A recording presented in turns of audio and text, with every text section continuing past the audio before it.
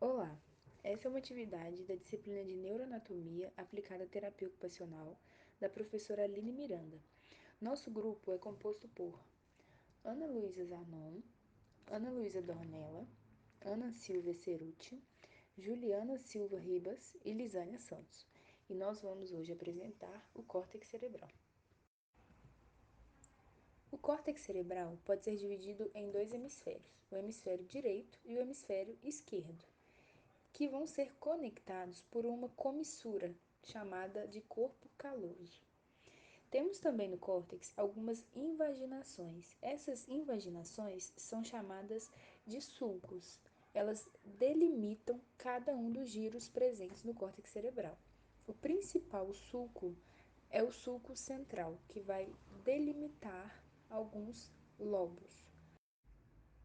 Com relação aos lobos, nós temos o seguinte: o lobo frontal está localizado acima da fissura lateral e anteriormente ao sulco central.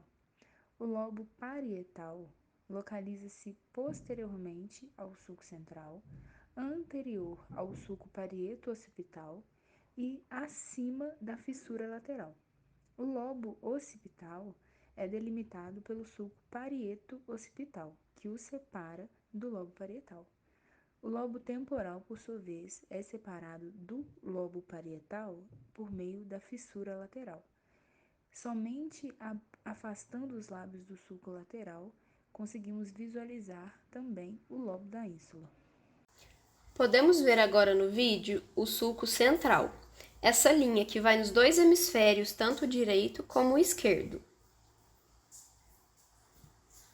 A área que se encontra em frente ao sulco central é chamada de lobo frontal, como demonstrado no vídeo, e a área atrás, até um pequeno sulco, é chamado de lobo parietal.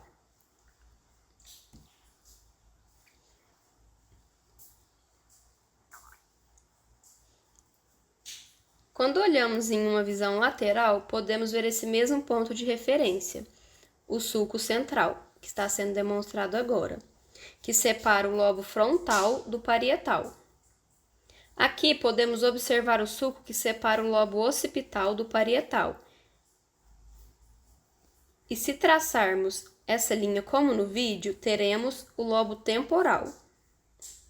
Portanto, temos o lobo temporal, o lobo occipital, o lobo parietal e o lobo frontal. Nessa imagem, podemos observar a divisão dos principais lobos, sulcos e giros do encéfalo. Podemos observar também a fissura interhemisférica, que é responsável pela delimitação do hemisfério esquerdo do hemisfério direito do cérebro. O lobo frontal é o maior lobo do cérebro, ocupando cerca de 1/3 do volume de cada hemisfério cerebral. Este lobo contém numerosas funções. Dentre elas, está associadas às funções cognitivas superiores, como tomar decisões, motivações, resolução de problemas, e também está relacionado com o córtex motor, que é responsável por planejar e coordenar movimentos voluntários. O lobo frontal abriga uma importante área, que é a área de Broca, que ela é essencial para o componente motor da fala. Bom, agora vamos dar uma olhada no lobo frontal. Para encontrar os limites do lobo frontal, primeiro temos que identificar dois giros muito importantes e um sulco. Vamos começar pela fissura lateral. Subindo pela fissura lateral até encontrar os dois giros que são paralelos entre si. A gente pode observar agora no vídeo. Entre esses dois giros existe um sulco conhecido como sulco central, que representa a borda posterior do lobo frontal. O giro anterior ao sulco central é o giro pré-central, que estamos mostrando agora. O giro pré-central está envolvido em aspectos motores do cérebro.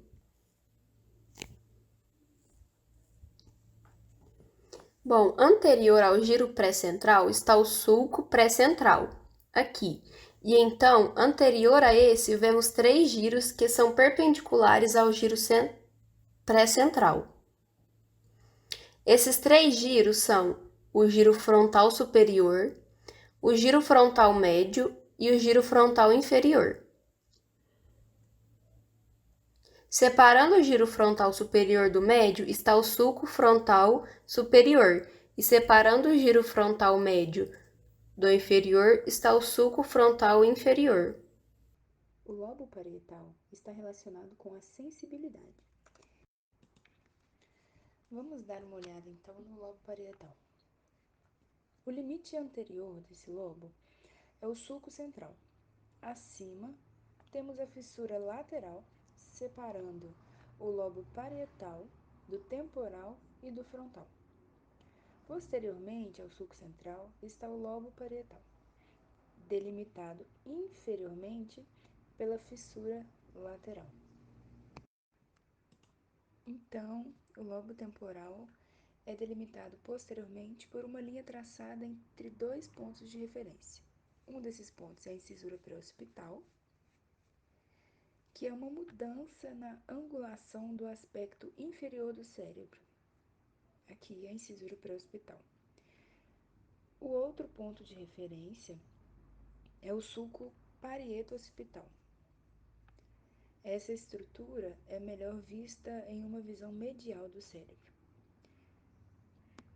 Mas se a gente desenhar uma linha bem entre essas duas estruturas, esse é o limite posterior do lobo parietal. Agora, o lobo parietal é composto de dois lóbulos, o lobo parietal inferior e o superior.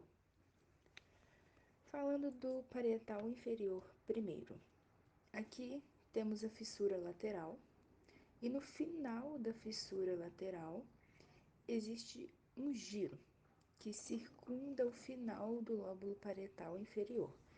É o giro supramarginal. Esse é o giro supramarginal.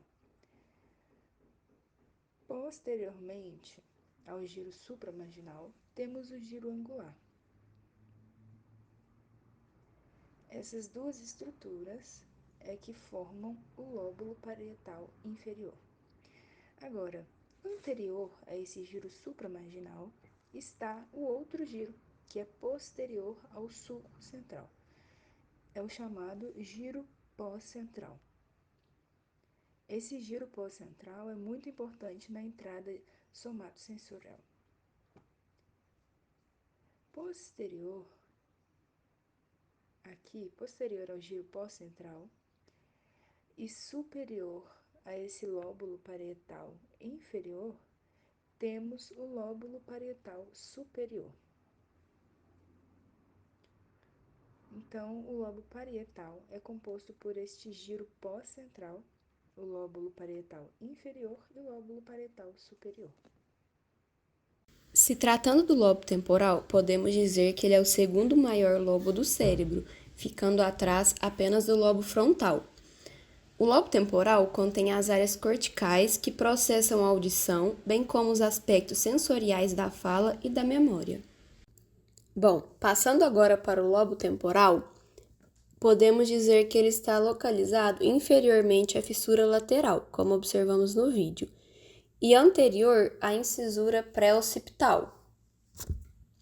Esse lobo é composto por três giros: o temporal superior, o temporal médio e o giro temporal inferior.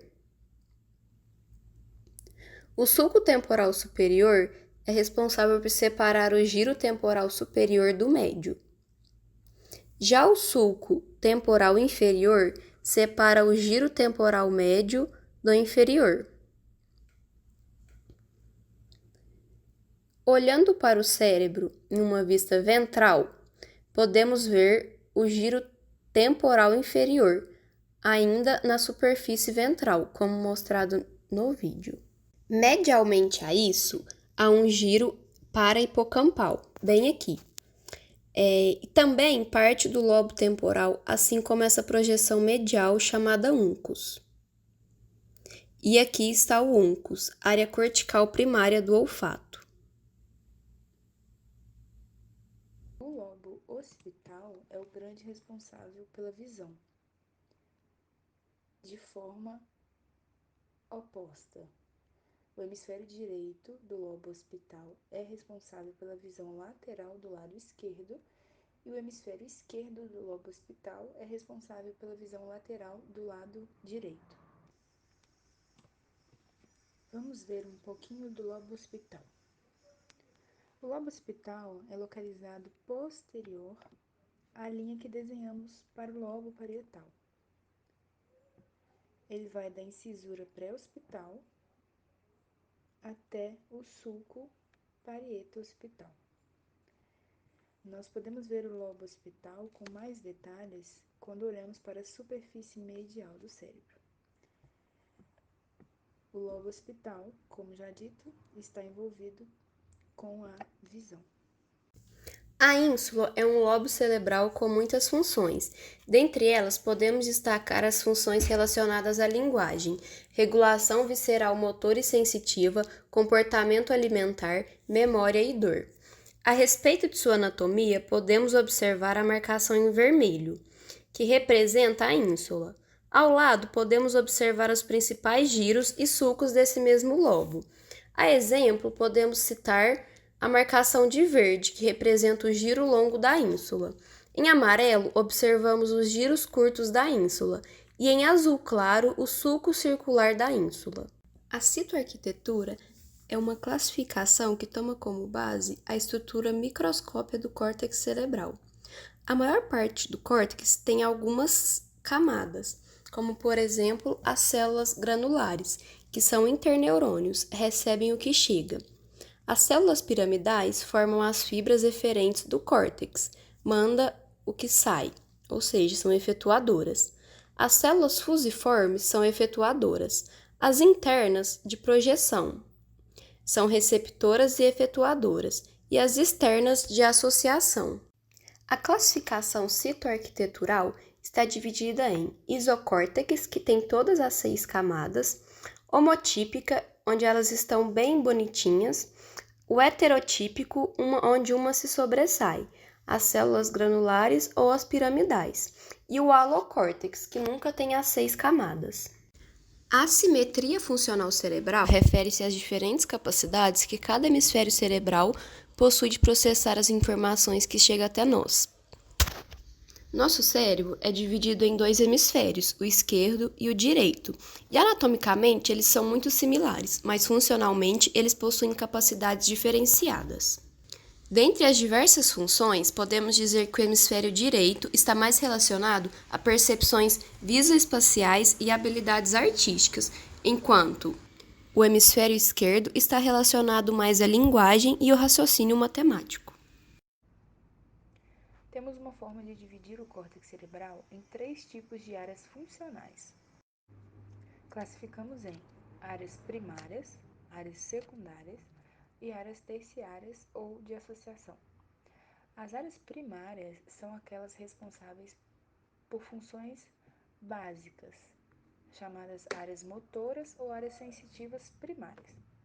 As áreas secundárias estão localizadas próximas a cada área primária. Elas recebem projeções aferentes das áreas primárias e também do tálamo. Elas são responsáveis pela integração do sinal original das áreas primárias, unido à informação do tálamo, e vai refinar o estímulo da área primária. As áreas de associação ou terciárias são áreas corticais que integram, processam e analisam diferentes tipos de estímulos que chegam ao cérebro. Elas estão envolvidas na mediação das funções cognitivas superiores. Essas são as nossas referências e nosso muito obrigada por ter assistido até aqui.